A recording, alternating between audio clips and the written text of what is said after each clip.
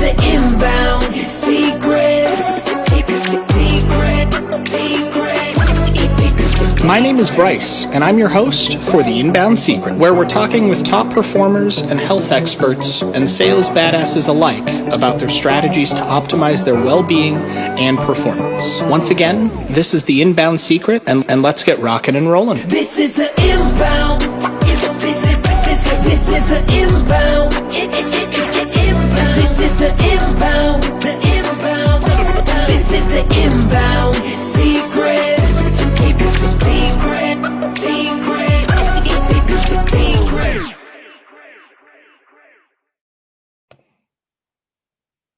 We are recording. What is going on, everybody? This is Bryce with the Inbound Secret and Cereal Bowl. I've got a special guest for you guys today.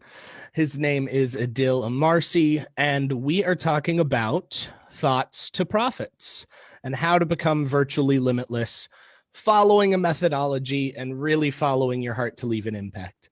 Adil, do you mind just giving an introduction to everybody?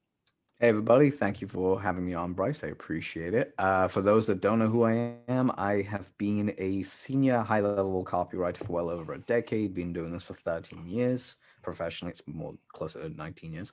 In the last 13, we've done over 700 million in sales for my clients. And yeah, I just like working in different markets and having fun. So that's basically me. Oh, and a fellow podcaster. That's how we met. That is how we met. And thank you for being on the show today.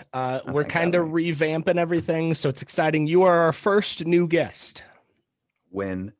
That's what I'm saying. I'm thinking stickers, a gold star somewhere. That's what I'm thinking. Always. I want my ClickFunnels version plaque of this. Thoughts to profit like plaque, first one there. The Inbound Secret branded. It would be perfect. Yep. Of course, has to be. It'll just go right there.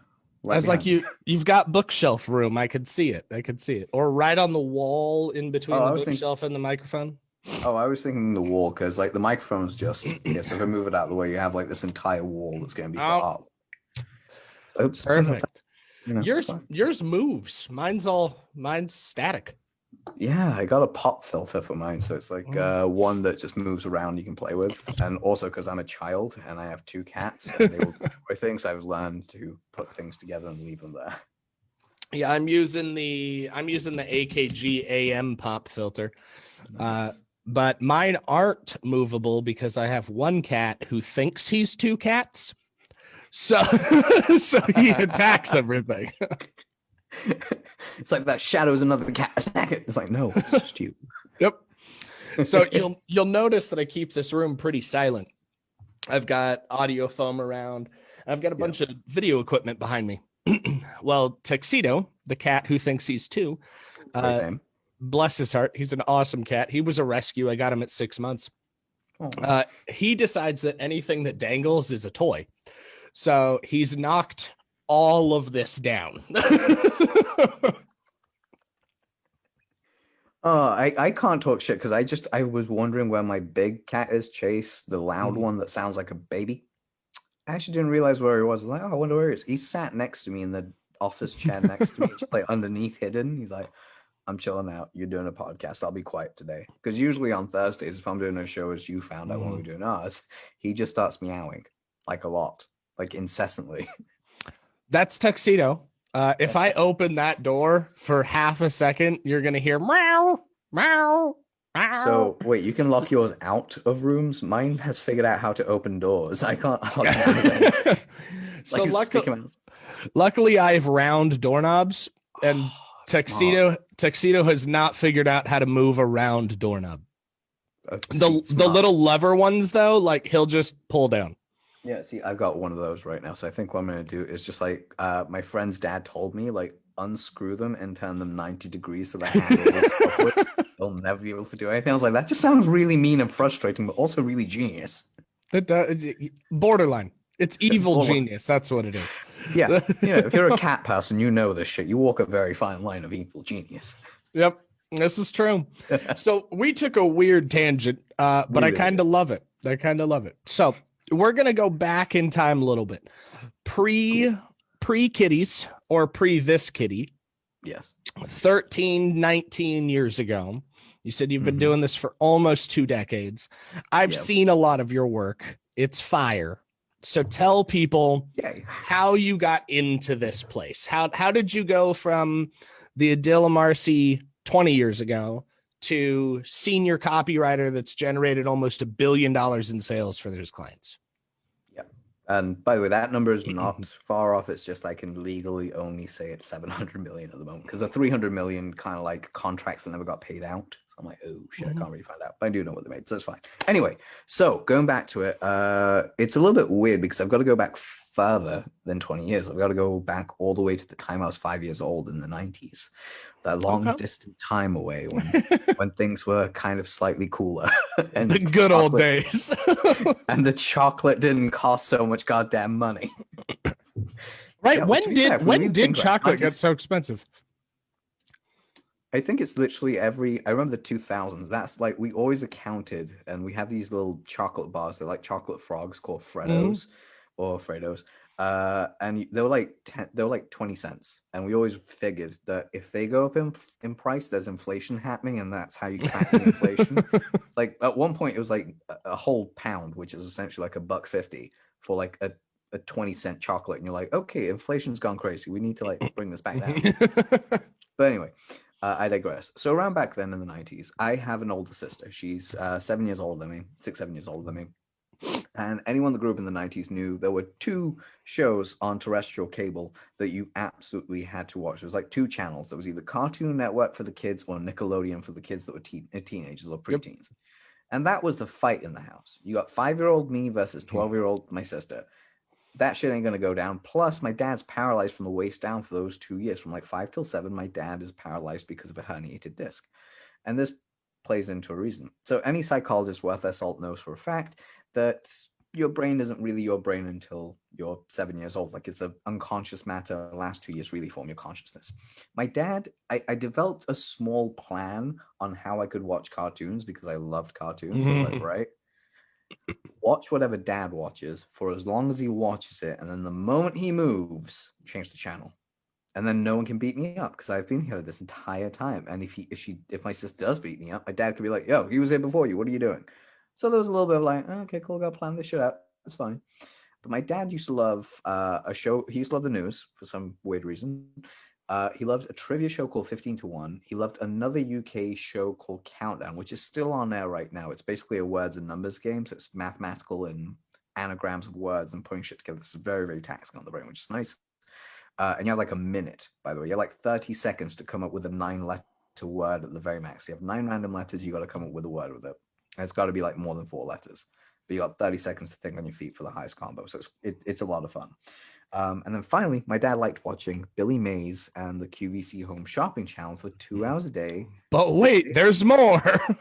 Yeah, that was it. Like literally, I was watching one of the greatest pitchmen of all time for 2 years of my life, where my brain was being developed into what it would be. And again, you know, there's some, and this took me years later that I found this out. When I was like 8 years old, there's a memory I had at 8 years old with my mom. My cousins were at my place at this point, and I used to do this thing every time they were over or someone was watching a TV show I didn't really like and I wanted to play on my PlayStation. I'd wait for my mom to get on the phone, and then as soon as she was on the phone to my aunt, I'd go annoy the shit out of her until she gave me what I wanted. And then one day my mom caught on and called me a little manipulator. She's like, "You're such a little manipulator." I was 8. I took that as a compliment. I was like, "Yes, I am." Just walked off with like pride. Fast forward to me at 12 years old. Like, something you got to realize, at school, I wasn't the quickest person to write. I had very slow handwriting, to the point that my teachers used to like, when they pulled me in for the parent teacher evening before I went to what is middle school for you guys, or secondary school for us. My teacher said, "Your son is very, very smart, but he is a perfectionist and he writes very slowly." And to give you guys an idea on the level of my perfectionism, I can get to the bottom of a page that I've been copying from a textbook. I can put the period point or the full stop in the wrong spot that I don't think it should be, like it's floating or it's underneath that center line, it's not aligned properly. I'll rip the page out. I literally rip the page out and start again. Like, top of the page, start all over again. So I've got to ask, have you ever thought about using a pencil? I did. It's like, I used to erase and I just get really mad at it. It was like, it looks horrible. Do it again. It has to look neat. I was so perfectionist about it. That's the reason I have pencils everywhere. And also I use an iPad more than anything now because it's just easier to erase. Like, But fast forward, so like my parents told this, and my dad, again, being able to walk, he is asked, hey, could you spend some time with your kid, make sure that he gets quick in writing? My dad's like, yeah, you got to get quicker at writing, which you can get crucified at secondary school. It's like, fine. It's like every day after work, after school, I want you to do is I want you to come down to my office and I want you to just write stories. And at the time, he worked both as a cab driver, so he drove taxis, and he also had a little small import-export business. And I just would write stories every day. Around a year later after this incident, when I'm 13 years old, my parents get separated. Like, they separate out. I end up going with my mom and my sister, and my school commute goes from 30 to 40 minutes total time, 20 minutes each way, to 2 hours on a bus. So I've got to catch 2 buses every day, an hour each way. And I am a lonely, quiet, shy kid who is hunched over and doesn't want to be seen. Because at this, I was like 13 years old. I was like 5'6" at 13, because I'm like 6 foot tall now. But like I was 5'6" at the time, and I was taller than most people in my school. So I was like trying to fit in, not stand out. I lost a lot of weight, which was nice. But when I went back to school, I fell into the love of hip hop. Like, I already had a huge love for hip hop and R&B, but I started like making beats. I started creating. I started battle rapping back at that point, because battle rapping back then was very similar to like the way that Eminem, Immortal Technique, and all those guys came up, because it was that era of time. You didn't have time. You'd be on the schoolyard, someone would make fun of you, you got to go back at them. It was very straight off, off the cuff. You got to riff. And that kind of like honed me a little bit. And then I felt like I'm an artist, like I do draw, but I fell out of loving to draw. So I went from drawing to poetry to hip hop to instruments, and then instruments to stand-up comedy and voice work. So I actually became a voice actor at a very young age as well. So I went through all this metamorphosis of stuff. 18 years old, I find myself working at a retail place that I really enjoy, like a GameStop. And I like, my whole goal at that point was I wanted to be a martial artist. I wanted to fight professionally. I was like, I want to pursue this fighting career. That's what I'm made for. I'm not made for that. I actually do I love fighting. Like, I genuinely love combat sports. Like, you can talk to me until the cows come home about combat sports. But at this point, it was just crazy. So I'm trying to find a way to fund my combat sports dream. I'm like, I don't want to be broke, work a job, and then have to go train. I want to have a business so I can go train full time. My instructor at the time figures this out. He's in MLM. He brings me into MLM. We have a fallout after 6 or 8 months because I grew my team a little bit quicker, or some bullshit that was there. I have no idea. It was something to do with leadership, and he wasn't happy that I was progressing or some stuff. I was like, fair enough. He wasn't getting paid off my commissions anyway.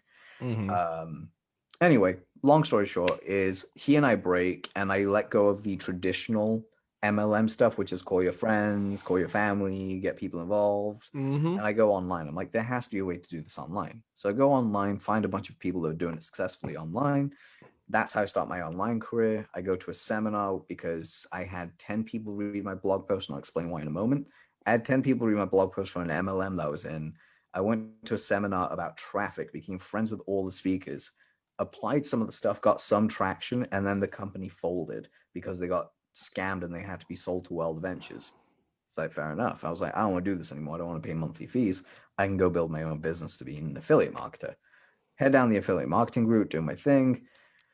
I'm like, I'm still sucking at traffic. I made like $45 total. I don't know what the fuck I'm doing. Fine, fair enough. Excuse my language. And then I end up going to another seminar, but this time I'm crewing. I'm part of the crew of the same seminar company that I went to before.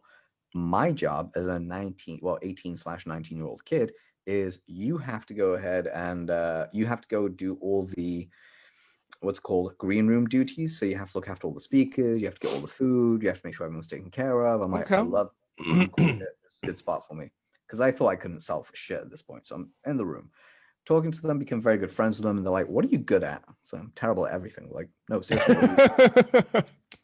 They was like, what's a result you've gotten that you'd be proud of? I was like, well, I don't know if I'm proud of this because it's not great. I wish I had more people. It would be more impressed if I had more people there. They're like, okay, what do you mean? I was like, well, I wrote a blog post about this network marketing company I was in until I deleted it because I left the network marketing company. I was like, it's no point sending people here. And they're like, oh yeah, what happened? I was like, I had 10 visitors and 7 of them gave me money. I wish it was more visitors so more can give me money. I know those are terrible numbers. And they just looked at me like I was the dumbest human ever and went, 70% is not a bad number. What's wrong with you? Like, there's a room full of people who pay you like 10 grand for half that. Right away, 70% done. Right. Right. So like I do that. And while I'm at the seminar, I am convinced that I cannot sell for shit. I'm told that I'm not a good salesman. So I'm like, I'm not a good salesman. Who's going to buy from me? So I decided to get some advice from someone that like go join a commission only door-to-door sales company. At the same time as this Gary Halbert, he was like, Halbert was like, if you've sold in any form, you can write copy. I was like, great, I'll go improve my skills in field. Cue 6 months of like really hard, long hours, doing okay here and there, but losing quite a lot of time. In that time period, and this is quite important, in that time period, I decide to hang my shingle like, okay, I'm a copywriter. This is what I am. This is what I do. I come back home from said seminar. The whole door-to-door thing is like 3 days later. But as soon as I come home, my dad goes, "How was your seminar?" It's one of the few times my dad and I like really got on when I was younger, because my parents had got back together at this point as well. They got back together a couple of years prior. My dad sold the company that he had. And he goes, "Wait here." I was like, "I'm going to be a copywriter." Like, great. He goes, "Wait here. I'm going to go upstairs." Goes into the attic, brings out this big, massive black file and goes, "Read the first 3 ads." So I read the first 3 ads. By the third ad, I'm like, this looks familiar. I don't know why it looks familiar. It just looks familiar. He goes, "Yeah, you wrote them." I was like, "What?" He goes, "Remember all those stories you used to submit to us when you were younger, when you used to come into the office?" I was like, "Yeah." Because we used to take them. We used to like get our copywriters to write a good headline, clean up your bad grammar at times, and then basically just make sense of what you need to do and throw a call to action. And we mailed it out. That's how we basically got all our advertising was from you. I was like, fuck, that's awesome. That's pretty cool. I was like, "Do I get any commissions?" And he was like, "Do you want an ass whooping?" I was like, "I'll take no commissions. That's fine." And then around the same time, what really kind of kicked off was I got my first client by going to an event while doing door-to-door sales. I met them knocking doors. They invited me to an event. I went on a Sunday. They're like, "Look, I like you. My real estate company is looking to actually put out a training. How about you do this? If you can write the copy for us, we'll give you," I think it was like £3,500, like $5,000, which was a lot of money to me back then, plus 3% on the back end of the first week. Like, you will not be able to make anything else after the first week. It's that first week and the $3,500. I was like, great, or 5,000 US. Anyway, I do this while I'm pulling a full 14-hour door-to-door sales shift. Like, I'm in the field for 12 hours. I've got like work stuff to do in between. And after that, after work, I get home and I start writing copy, and I don't finish till like 2, 3 in the morning. Go to bed, wake up. I'm at work again at 7 or I'm up at 7 or 8 a.m. I'm at work at 9, and I start my job at 10. And I do this every day for about 6 to 8 months, like 6 months for this. But I wrote the ad, and my birthday had passed around this time, so I turned 19. So I turned 20. No, I was 19. So around this time, I'm there. And they run the ad. Now I'm in the field, I'm knocking doors, they send it over to my client, whatever. I get a phone call from the bank because I had a little bit of debt that because I was stupid. Bank goes, "Hey, where's our money?" I was like, "I'm in the field doing knocking doors. I'll get your money. Don't worry about it. I got that." Go to the field, knock on the door. Great, cool. Get a phone call get a text message from my client, like get another phone call from the bank. I'm like, "What the fuck did this guy want?" Like, "Hi, yeah, what's going on, Mr. Rossi?" "Yeah, great, cool." I was like, "Hey, I'm just working right now." I was like, "Do you have a couple of minutes? We just need to go through verification for something about a deposit." I was like, "Okay." And they're like, "Please hold while we check some details and get what you need." They're on hold. My phone starts buzzing. I get a text message. I look at it, and it's my client. He's like, "Hey, just a quick heads up. The company name is," I'm not going to mention the company name because it's NDA'd, but they're like, "You're going to get paid from this company. And has your bank called you?" I was like, "Yeah, I'm just on the phone with them right now. I don't know if it's credit card department or whatever." He was like, No, it's us. Just give me a call back after you're done with the phone call." Fair enough. On the phone with the person, because we're texting each other. They come back, say, "Hey, what's up?" Like, whatever. They're like, "Could you confirm the company name that you've worked with in the past? Does this company name sound familiar?" I was like, "Yeah." "Why?" They're like, "Okay, we just need to verify that these details are all correct." Gave them all the stuff they needed. And I was like, "Why?" They're like, "Well, we just deposited £80,000, the equivalent of $150,000 in your bank account, because the first week of sales they did was £3.5 million off a letter I wrote for them." And that's how I started my career. And since then, I've gone, like, you hear copywriters that have like, you know what? If you ever hear of a copywriter with like a 99% success rate, it's a myth. They're not that good. Dude, I have a 99.2%. I've written over 13,500 campaigns. I've only lost 300 of them. I'm pissed I've lost 300 of them, but 300 out of 13,500, I'll take those odds. Those are good odds. Those are good odds. That's for sure. Yeah. So that's basically my story where I'm at. So first off, wow. But second off, there was one kind of element in there that I really want to touch on, because it really transfers to everybody watching this. It's about bringing your thoughts and making them profit you, right? Yep. How to build that legacy, how to leave that life. It started before you were ever in an age group to really do this. Your father took your childhood stories that he used to teach you, and his first thought was, these are pretty good. We're going to turn them into a marketing campaign and just rebrand them. Kind of. He more like the stories were about his products anyway. Like I used to go to his office and I used to write about what I saw. So that was, he just ran with that though. He ran with that stuff for like 4 years.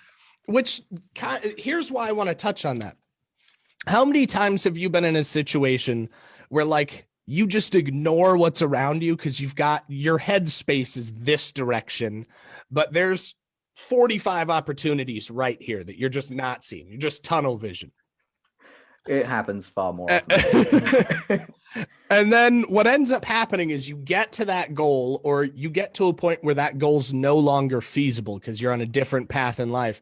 And you just take a second and breathe. You just go, and you look over and you're like, son of a bitch.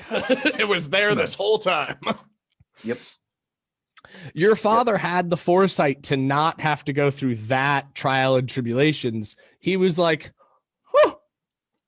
all right, let's do this, which ended up shaping you into a copywriter who can take his literal thoughts and turn them into a 99% success rate and over $700 million in profits. Yep. Well, to be fair, I'll say this much. My dad, for the longest time, did not want me to be a copywriter. In fact, he wanted me to be a barber. My dad was like, go learn like a trade craft. It will last you forever. In my head, I was like, okay. And this is going to sound a little bit crazy because this is where the conspiracy theorist of me kind of plays in. And there is a little conspiracy theorist in every copywriter. I'm pretty much sure of it. Anybody in marketing. Pretty much. We all have like a little skeptical. It's like, we know what we do. So when we hear it, we're like, how true is this? We sure about that? Did that really happen the way they say? Yeah. But the conspiracy that I had was like, the world's gonna, like, I think I was like 18 or something. Well, actually, I was younger than 18 because I remember I always wanted to be really good at selling. But specifically at 18, I was like, well, the world's gonna go to hell in a handbasket and technology might get wiped out. I need a profession that I can hone my craft in that will work in the offline world, in the online world, and will work forever. I was like, what's a job you'll never run out of? Selling. People need to sell shit all the time. Just get good at selling. And that was it. That was basically the big decision for me. It was like, keep at this until you get it to the point. I love how you had like a thought process that got you there. Because in my own story, taking thoughts to profits, mine was, I call myself a prolific mistake maker, right? Best way to be. Historically speaking, I basically just fell down flights of stairs, metaphorically speaking, until eventually, and physically, until eventually, like something clicked, and I'm like, well, this isn't who I am. I've done everything out here, and then like it took my life crumbling for like the fourth time. And keep in mind, I'm only 28. Okay, so I'm older than you. God damn.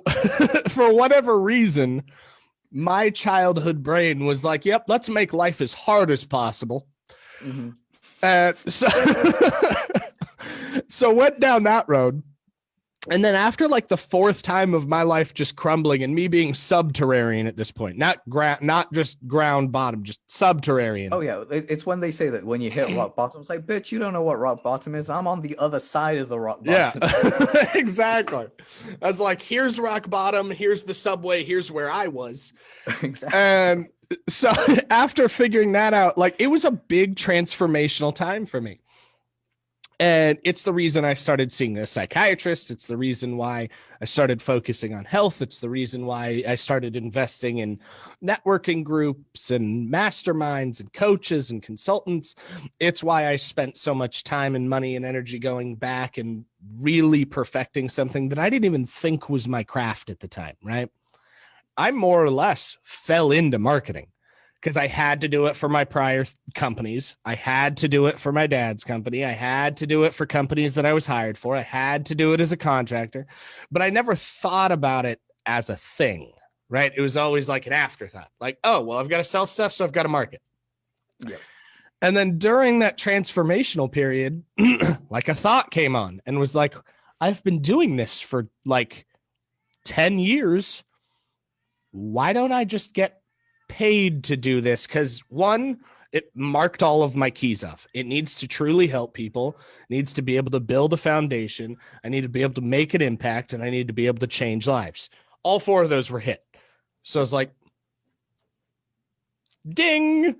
So then I start this company October 1st of 17, left the other associations as in, and we've just, I think at this point we're 115 contractors on Access in. We're bringing almost everything in-house now.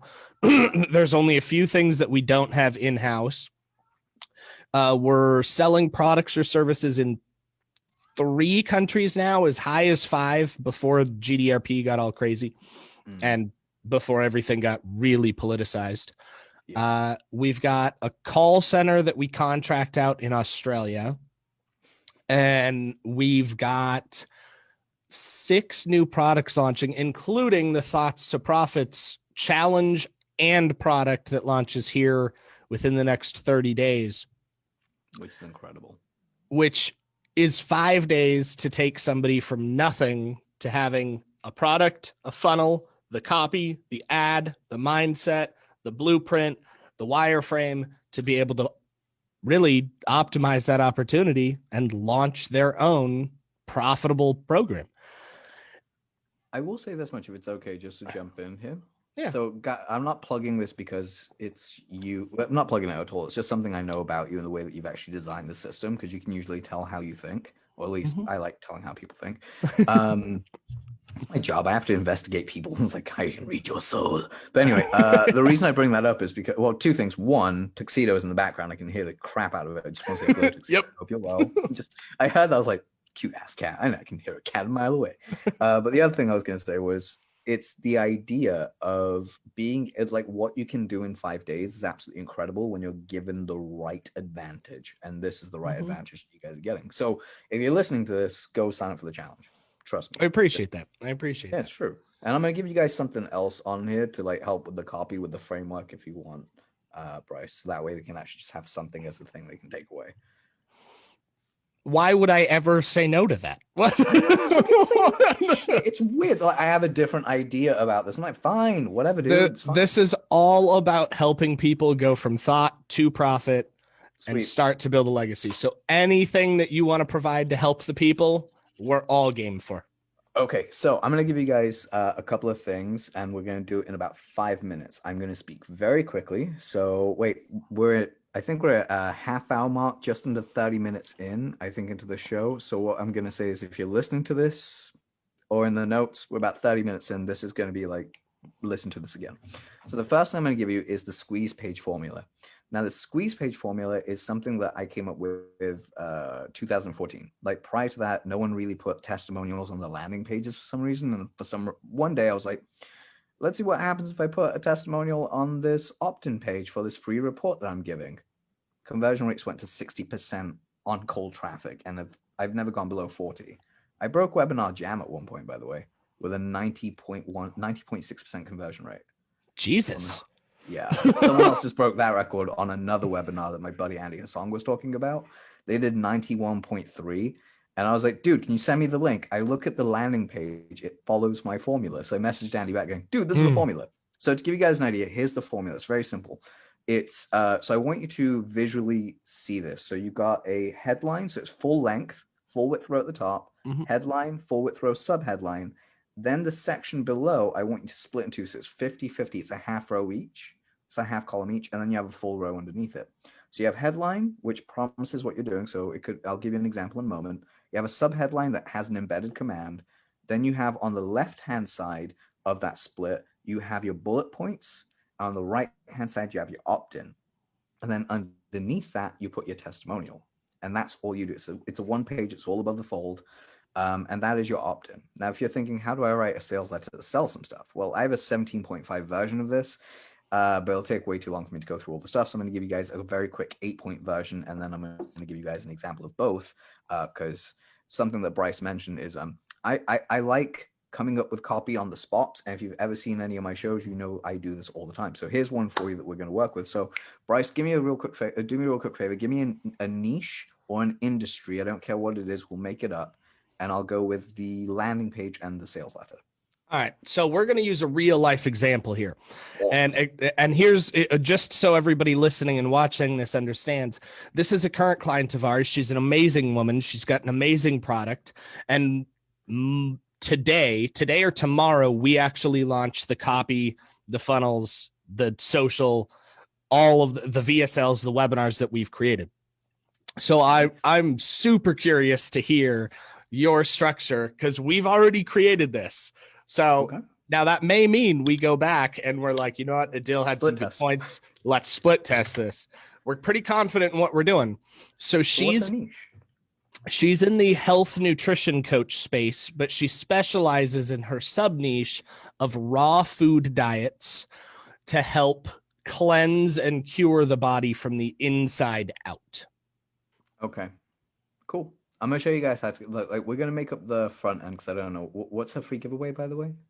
So she's got an ebook that's free. She's got a recipe book that's $40 through the funnel, 50 on Amazon. She's got a challenge coming up that I think we're going to do an SLO on. And she's got a digital product that's coming out that we're doing a OTO on.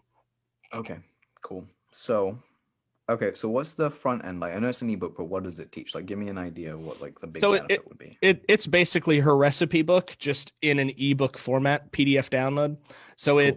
It's her story, her walkthrough of the process, what she's experienced, what she's learned, her knowledge, her holistic coach's information, and then just recipes that you can go get the food for, make, go nuts on, enjoy. To be fair, you can literally call that PDF "Go Nuts" on, or like "Go Nuts," because always fun. But exactly. I don't have my drum kit in here. It's in the other room. I would have done it otherwise.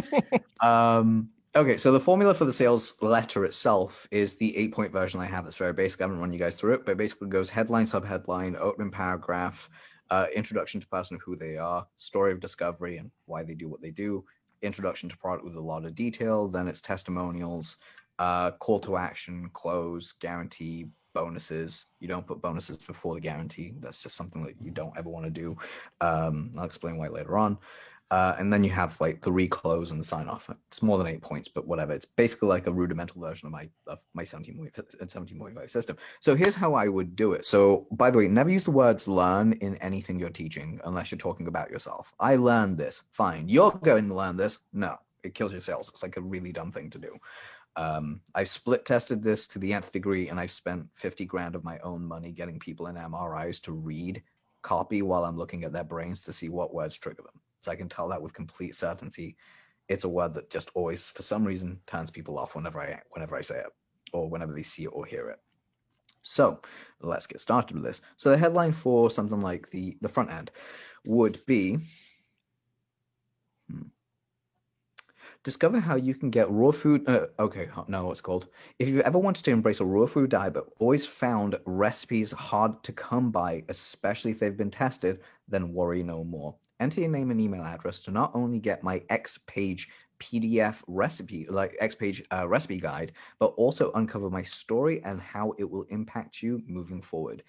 Left-hand side column there. Inside this guide, you will uncover point 1, point 2, so like incredible recipes from around the world, the story of how I became who I am and how that impacts you today, why you want to embrace more of a raw food diet in your lifestyle, and why these recipes are designed to take no less than 30 minutes for you to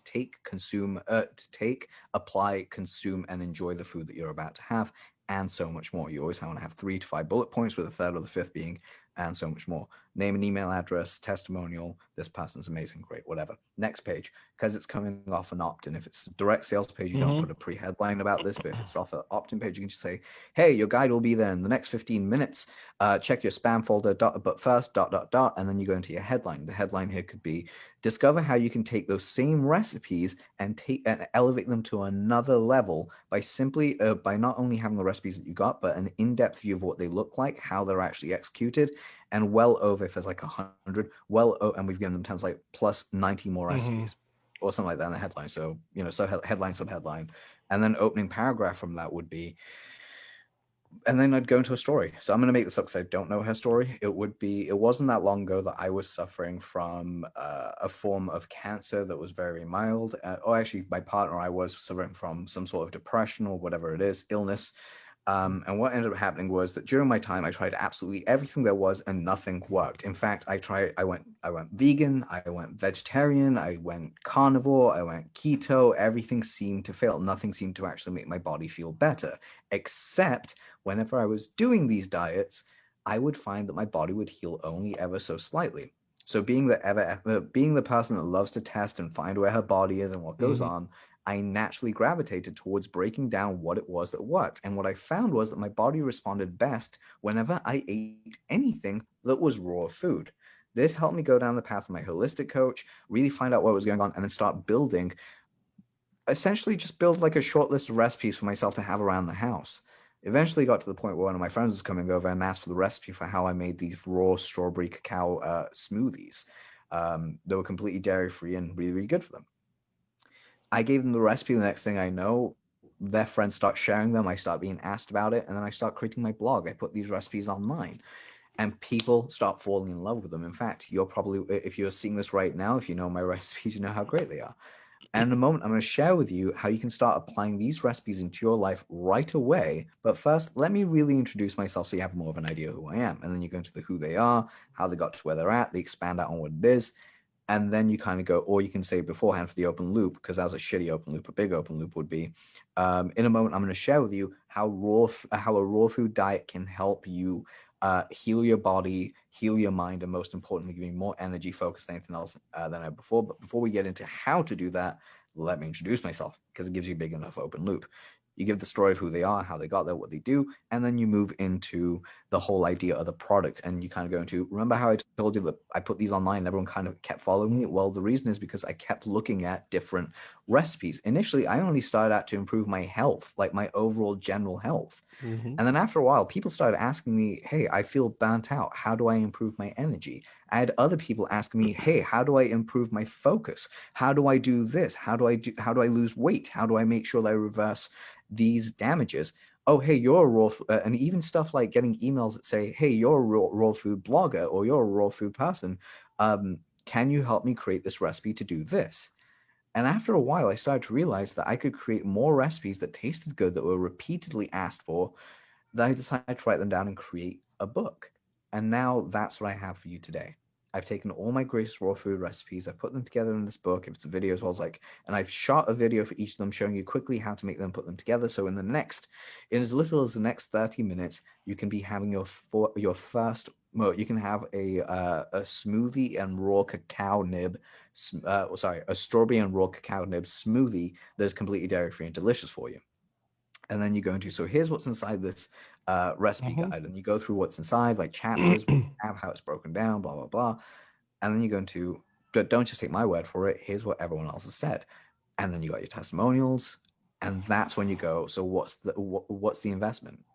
You might be sat there wondering, okay, how much is it going to cost me? Well, the thing is, if you go on Amazon.com right now, you will pay $50 at a very minimum without shipping and handling. If you take action today on this page, you'll get a whole $10 off. It'll be $40. Don't worry about the shipping and handling will be covered by us. And most importantly, we have some extra cool bonuses just for you, but we'll get to that in just a moment. So here's how you get started today. Click the order button where you'll be taken to your secure checkout page where, and by the way, this is a 4-letter invention, by yours truly, because I haven't seen anyone else do it. It's enter your regular details and complete your investment. So it would sound like, so here's what you do next. Click the order button. You'll be taken to a secure checkout page where all you have to do is enter your regular details and complete your investment. Once you've done that, or complete your order, once you've done that, you'll be sent an email within 15 minutes with an invoice, and as well as a link for you to go get your bonuses, which we'll talk about in just a moment. As I love everything, as I have complete faith in what I do, I'm giving you a full, and you give them as long as you want, really. One of my programs has a 1-year money back guarantee. And it's actually a slap in the face. So like my guarantee is like, hey, you have 1 whole year to apply this information. If by the end of like 12 months, if at the end of 365 days, you have not made back your own investment, I don't think I need your money. I think you need your money more than I do. Send me back. And it's $1,000. So like easily going there. It's $40. You can say something like, if you try just three of the recipes and you are not 100% blown away, and I can't help you, then send back the book and I will happily refund you the $40. Something along those lines. And we'll even part, and the key thing here is, and we'll even part as friends. That is a very powerful strategy of wording, because most people have a fear of asking for things back. By saying we'll even part as friends, you completely remove the fear of what if they hate me. You know, it gets rid of that. And then you say, oh, and remember the bonuses I told you about? Well, these bonuses are only exclusive to this page. These bonuses include, and then you list out the bonuses, you put a real life value on it. You have to make it believable. None of this is $10,000 worth of value, but it's only worth like $20. Bullshit. Like I have a $20,000 bonus on my program, but that's because it's 2 sales letters. Like they're 2 sales letters that I've given you, so they're a real life 20 grand thing. But if it's like, here's my secret guide of everything, it's $10,000, and it's like, it's a $10 program. It's stupid value there. And then finally, what you do is you reclose by basically reminding them what they're getting, why they want it, what's going to happen, and then finally you move into the sale. You've got the close, you tell them what to do, and then you sign off. Now there is an element I did miss earlier, which I'm going to go back to. Is when you're explaining what the product does, go into depth about what those different areas are, how to get more focus. You might want to try my smoothie berry, my berry blaster recipe to get more, and to get more productivity. You want to try the protein heavy shake or whatever it is. Whatever the food is, you have it there and you just kind of have a name for it without the recipe. And you take the recipes from the free PDF and you put them here. So that way they can use them anyway. But then you put 1 or 2 advanced ones at the start and at the end. So you sandwich the normal ones in the middle and the advanced ones at the very beginning and the very end. This creates a buying reaction anyway, because people want to get in. And that's essentially how you close out that sale. Very, very simply. Now, the upsells are completely different. The upsells just really come into a formula of, thank you for being here. Here's what I have for you. If you want it, here's how you buy it. Go get it. People put way too much time into upsells. I think one of my upsells was 90 seconds, and we did 87% upsell rate on that one 90-second video. Nice. It was shit. It was a really shit video. I think what I said was like, oh my God, you're right here. I can't believe you're actually on this order page. Yeah, if you want to get it. And then I acted so surprised that people would buy shit. It's actually funny that you bring that up, because having a sense of awe or sense of surprise in video works beautifully if it's placed in the right place. Being surprised people are paying you is not the right place for that. It really wasn't. It's how I knew that I fucked up. Yeah. But still, 87% on the back end, I'm not going to be mad at it. That's pretty good. That's pretty good. Yeah. Yeah, that's not too bad. I was going to say, it's kind of squeaked by that one. So you can hear Tux meowing at the door, I'm sure. I think he's trying to get lunch. It's about lunchtime.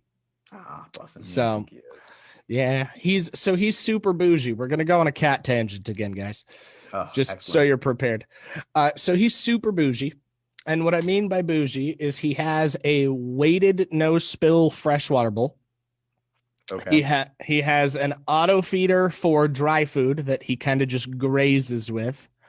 And then he gets either late lunch or late breakfast or lunch, and then dinner as wet pate with gravy. Ooh, damn. Okay. See, I don't do the whole wet food thing with my cats as much. They get more like raw. They get the niblets, and then they just get like, because I cook a lot, so they get all the cutoffs of meat and stuff. I'm like, here you go.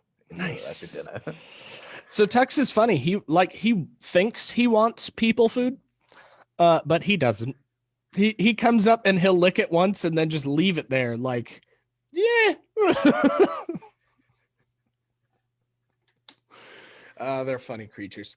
So They really are. you've just shown everybody in 10 minutes how to take a thought you didn't even have before this call.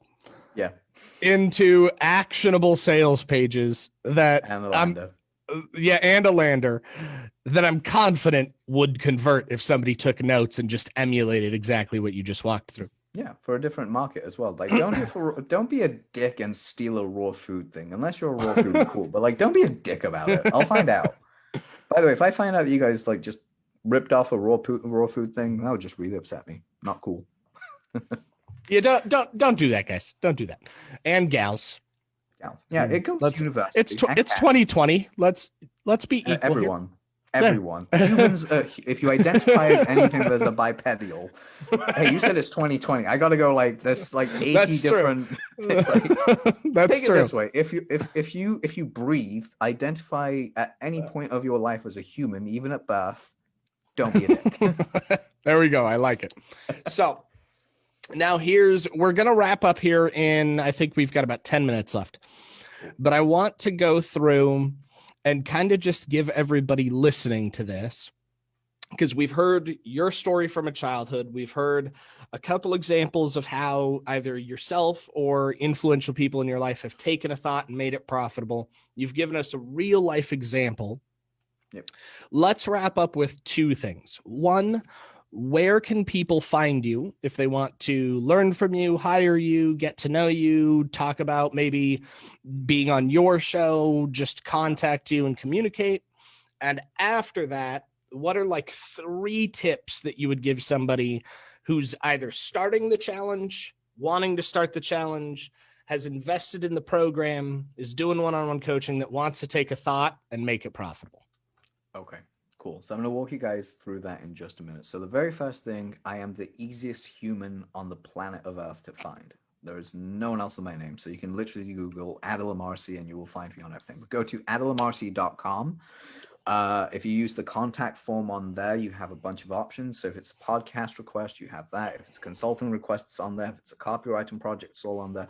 Basically, if it's a product detail thing, it's all on there. So all you do is send me an email and we'll get talking. I'm fairly easily accessible, as most people are surprised to find. I'm like, hello, just a regular guy.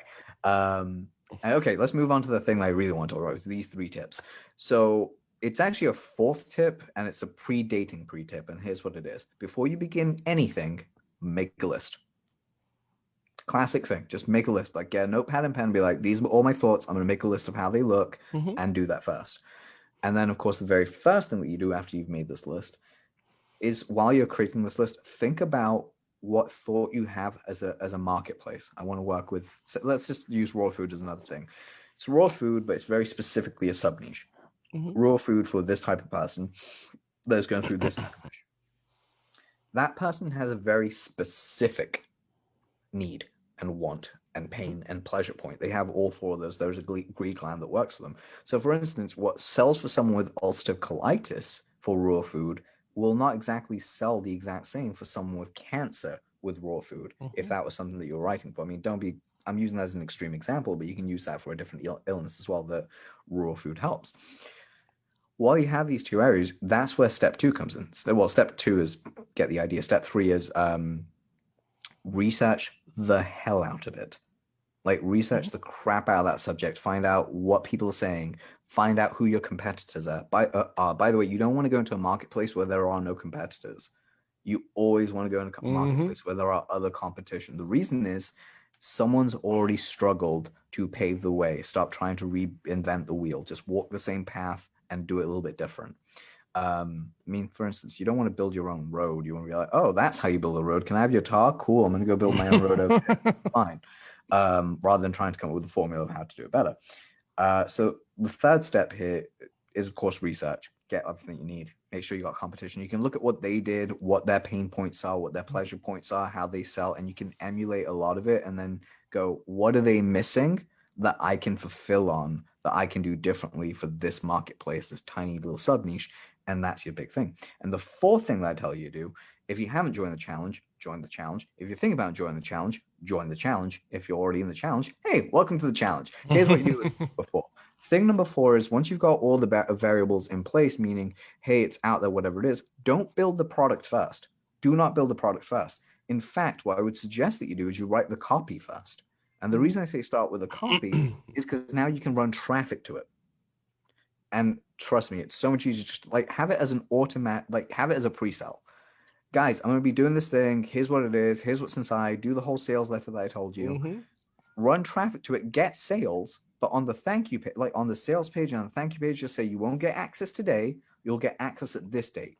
We're giving you like a super cool discount, an extra bonus, whatever it is. I want to interview you for 30 minutes. It could be anything that you want to give your audience. Put it out there, run some ads to it, get some traffic to it. And if people buy, now build a product. If people don't buy, you'll find out within 3 days. And if you know after 3 days or 5 after a week, guess what? You now don't have to waste any more time. Like you can go look for another idea and run the same process again. And eventually what will happen is you'll strike gold and be like, yeah, I just need to turn this up a bit. And there you go. And by the way, what I mean by how it converts, it doesn't really matter right now if you break even on the front, which I will get crucified for because breaking even is the first thing you want to do. But you don't want to do that right away. You just want to validate the idea, validate that it exists. People will put money towards this. And if they will, great, you got a business to go with. Now, there's 2 things I want to touch on. Because one of the things that we're doing in the Thoughts to Profits challenge, and one of the things that our other challenge called Virtually Limitless is talking about, they both follow the same concept. We're helping people extract something from themselves they may not recognize as expertise. So this challenge isn't just for people that are like, oh, I'm an expert at X. I could help people with X. This was really built to help those people as well, yes, but the primary audience was everybody that was affected by COVID. The moms and dads that couldn't go to work anymore because work closed, but they're an expert or have insight or an experience with something that could benefit somebody else. Yeah. So that's the primary people that we're helping with this challenge. Our mom, dad, aunt, neighbor that don't really have any security right now because COVID came and wiped their savings out. Their jobs closed down. Maybe it's hard for them to get back to work, but they have knowledge. Yes. So we're helping them extract that to help change other people's lives with their knowledge and help them monetize that in the process. So we'll touch on that in a second. But the second thing that I wanted to touch on is you mentioned break even at the first just to prove concept. 100% correct. To save you from being crucified, though, I think it's important to note that there's a difference between not breaking even on a hook or an upfront offer or a liquidation offer and a proof of concept. They're 2 different things. To give a really good example of that, Adil's talking about proving a concept. Don't spend 4 days of your time, 5 days of your time, a year of your time, thousands of dollars building something if nobody wants that something, right? Yeah. But if you already have a something, and the second thing I'm talking about, doing like a book offer. Books 99% of the time have very little profit. They are not designed to be a moneymaker. They're designed to be an authority push, a public figure push. They're a perfect introductory offer. If you're trying to get somebody in your audience's attention, what makes you more notable? Oh, I'm on the internet all the time. Or, oh, I'm a published author. Here's my book.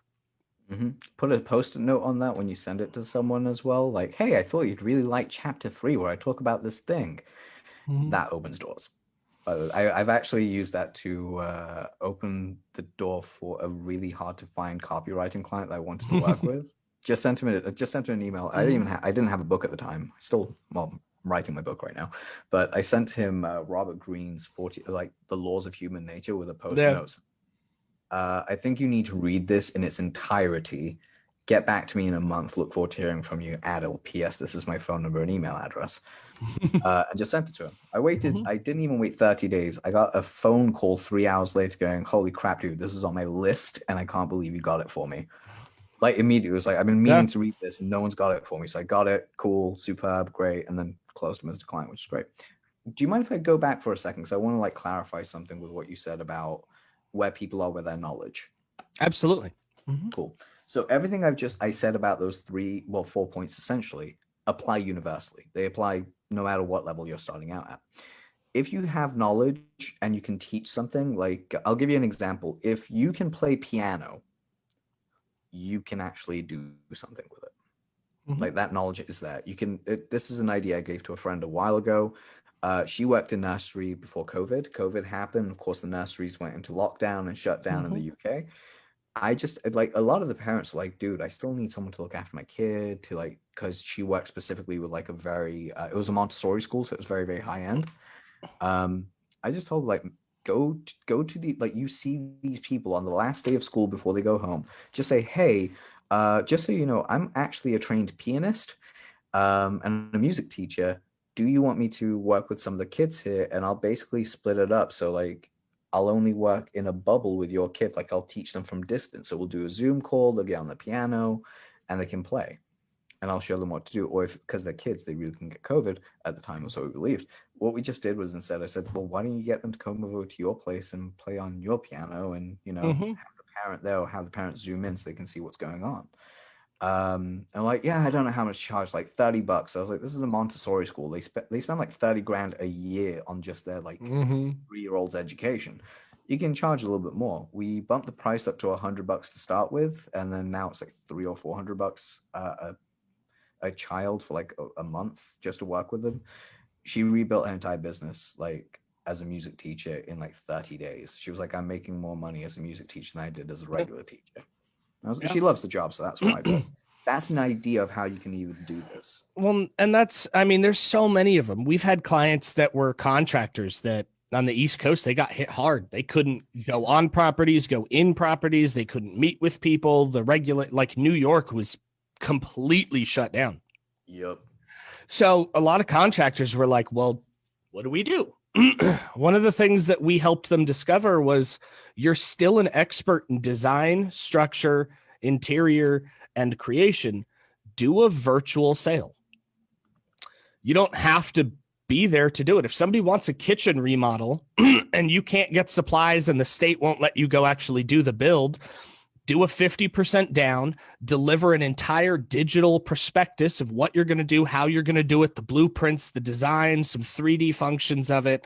They'll buy that all day long because then they're one step closer to just being able to hand that to you or somebody else right when the state opens and their kitchen's done. Exactly. And because it's 50% up front, they're not worrying about how they're going to basically afford this thing. Like, oh, it's only half off. Cool. I'll pay him half for this blueprint. There's also the other people out there that get super, like my friend Lauren, her husband, Ben, dude is a handyman. He's basically rebuilt their entire house over the last 10 years. Like every year he tears out a new room and redoes it. This year's COVID happened. That he wanted to redo the kitchen. Similar to you, I don't think he went this way, but he hired like a local architect to basically draw out the plans of the stuff that he needed for this kitchen he wanted. He took the blueprints and got all the material and built it himself. Still a possibility. It's 50% off, and you guys are killing that, so it's fine. And there's a myriad of ways, like PTs, personal trainers. I know are starting to do like group sessions on Zoom. Well, let's think about that. You've got products specifically designed now. They're hitting the market for virtual trainings. PTs aren't just now in person. I mean, what was the big controversy with that bike? Peloton. Peloton and their competitors have both released virtual only PT style one-on-one training systems that you can buy. Yeah, and they've had them for a while. Yeah, and it's incredible. So what I want everybody here listening and watching today is, and like Adil's mentioned, it doesn't matter what you did or what you do or what you've done. You got some gold up here. We just got to mine it out and help you help others with it. Exactly. Give Are me you 1 second. taking kitty photos? I am. I want to show them to you because hold on. Just gonna like zoom that into there. Oh, You got my two little tiger babies just chilling out. I'll send that to you on Facebook later on. But send it I to want me. Yeah, dude. I want a photo of Tuxedo. I'm looking for one right now. I'll go take a live one for you, but He'll just we've look and be got like, "Where have you been, human?" yeah, we've got Couple of seconds left. we've got so many photos on here. We did like a little adventure style weekend, I guess. How do I make this do the thing that I want it to do? It's not What doing do you the want thing. it to do? Do the thingy thing. By the way, have you? Oh, little tuxedo. Mhm. Oh God, he does look like he's wearing a tuxedo. Right, doesn't he? Yeah. He's so sassy. I love sassy cats. My girl, my girl Luna, the little of the two ones. Believe it or not, she's 6 years old, but she looks like a kitten. It's adorable. Like she has a kitten face. She rules the roost. Like she is straight up the assassin of the house. She's like, That you know sounds what? right. Yeah, I'm queen bitch here. And lately she's become my favorite. Like I've become her favorite recently. Like she'll sleep next to me now. Yep. She'll wake up. She sits in my recliner chair when I'm reading. It's amazing. But we all know that my boy's my favorite. He's always gonna be my favorite. I've had him longer. Yeah. He's louder. Okay. So before we get lost in talks about the cats, Yes. because remember, not everybody listening is a cat person. Just so you're clear, if you're a dog person, I also love the puppers. Same here. If I could have one here, I would. You'd see a little fucking dog next between them. So my COO is splits a house with me. He's my roommate, and he's got a lab, a little black lab, and I think it's a lab healer mix, if I'm correct. I may be wrong, Josh. If you're listening, don't crucify me if I got that wrong. But his name's Diesel, and he's adorable. So we couldn't be. So one of the things that like I call him, Josh's call him, is wiggle butt, because he's got a little tiny nub for a tail. So like his whole ass shakes when he goes to shake his tail. It's just his whole butt. It's just like nee, nee, nee, nee, nee. And it's the cutest freaking thing. So oh man, that sounds amazing. Like, trust me, I can get lost in talking about pets all day long. I fucking love dogs and cats. It's a huge nerd for them. Okay, so thoughts to profits. For those of you who are interested, it's www.thoughts2profits.com. It is officially starting its pre-release today, meaning I think we have our first live today, if I remember correctly. Group links will be dropped on my Facebook. So make sure that you go find me. They'll be posted on all socials so that you can join the private group.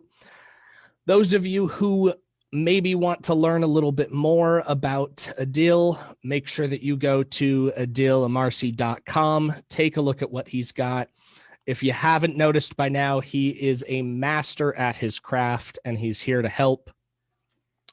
Any questions that you may have about anything that the Inbound Secret is doing or our next show guests, feel free to reach me. Go to the Inbound Secret on Facebook or theinboundsecret.com. Adil, thank you so much for coming on today. It has been a pleasure as always. And then leave the people with some gold, if you don't mind. Ooh, one last thing. What should I leave you with? Well, Bryce, it's been a pleasure being here. I will say that much. Guys, please go join the challenge. Check me out. All the fun stuff. Now, let's leave you with something absolutely brilliant. And it is known as my content matrix. It's three simple steps. So if you're out there thinking, how do I promote myself organically? How do I know what to talk about? Here's the simplest way. You have a story, and your story is unique. There is a reason that you became a PT. There is a reason that you became a physiotherapist. There is a reason that you did whatever it is that you do today. There was an unconscious reason. Maybe it was a love for it. Maybe it was something else. Think about that. Then I want you to sit down and go and write, again, piece of paper. Step one, all I want you to write is, what was the big defeat that made me be good at my at the thing I love to do? So for me, if it's like it was like Thai boxing was a thing I absolutely enjoyed as a kid. The thing that made me go do Thai boxing was I got my ass handed to me really badly by a kid older than me, and my mom got scared, so she decided to put me in kickboxing classes, and then I took on Thai boxing. So that's like why do you do what you do? Like, what was the thing? Step number 2 is, when did you know there was a point of no return that you're just like, you know what, this is great. I'm totally into this. This is what I'm going to do. Like, how did you know? For me, again, everyone has it. Like, working out is painful at the very beginning. It's one of the worst things you can do. It hurts like hell. But 90 days later, you're happy with the results. Things look brilliant, and working out doesn't feel like working out anymore. It just feels like fun. So that's essentially it. When did that point of fun come along? Like, what was it that basically made it fun for you? What was that point you go, I can't go back to that life anymore? And then third, very simple step to do is, I want you to take that same sheet of paper. I want you to draw a horizontal line and 2 small vertical lines on either side. On the left-hand side, I want you to write what your defeat was. On the right-hand side, I want you to use what your victory was, the point of no return. You know, I've got this, or yeah, enough of this. And then in between that, I want you to mark off all the milestones that went from that key point on the left to the point on the right. So for instance, if you're using martial arts, it's like, got my ass handed to me as a 12-year-old, 13-year-old. Okay, cool. What was the next step? Tried karate, hated karate. Next thing, tried kickboxing, loved it. What was the next thing? I had to make sure I showed up once a week and get my workouts in. What was the next thing? I had to make sure that I could skip because I couldn't jump rope, so I had to learn how to jump rope. Okay, what was the next thing? I had to learn how to throw punches and kicks. Great. What was the next thing? I fell in love with Thai boxing. Great. What was the next thing? And that was like, where was that point of no return? It's like, oh, it's 3 weeks after trying Thai boxing on a Sunday when I sparred and realized I don't have to hit you in the head. I can kick you in the legs, and that's fine for me. And that was the point of no return. So it's a very odd place to leave that off, but I've documented all those steps. Now here's where it gets to an infinite matrix. You take each one of those milestones and you do the same thing, the defeat, victory, but the victory is this milestone. And you break down how you got there. And then all you do is take each one of those points and you write them out. You write them out for people to follow. Like something as simple as, you know what, when I first started out, I absolutely hated doing push-ups. Push-ups, hated my life, and I hated them so much with a passion, couldn't do them. And then I figured out this one little way of doing them, and I stuck to it. Essentially, I started out on my knees, as you would, then against the wall, and then I started doing full push-ups, and then finally, after like 3 weeks, my arm stopped hurting so much, and my push-ups became incredible. I was doing like 1 arm push-ups within a month. It was brilliant. And that's the end point. I encapsulated the whole story in like one story, but you can break that up to several parts and release it throughout the day. And that's kind of like that's how you do it. That's how you basically create an infinite content matrix, is by figuring out what your defeat is, what your victory and point of no return was, and then telling the world about it. Awesome. Leaving everybody with gold. Once again, Adil, thank you for being on. Thank you. It was a pleasure as always. Everybody listening, we will see you on the next episode of The Inbound Secret. Take care, guys. This is the Inbound Secret. My name is Bryce, and I'm your host for The Inbound Secret, where we're talking with top performers and health experts and sales badasses alike about their strategies to optimize their well-being and performance. Once again, this is The Inbound Secret, and let's get rocking and rolling. This is the Inbound. This is the Inbound.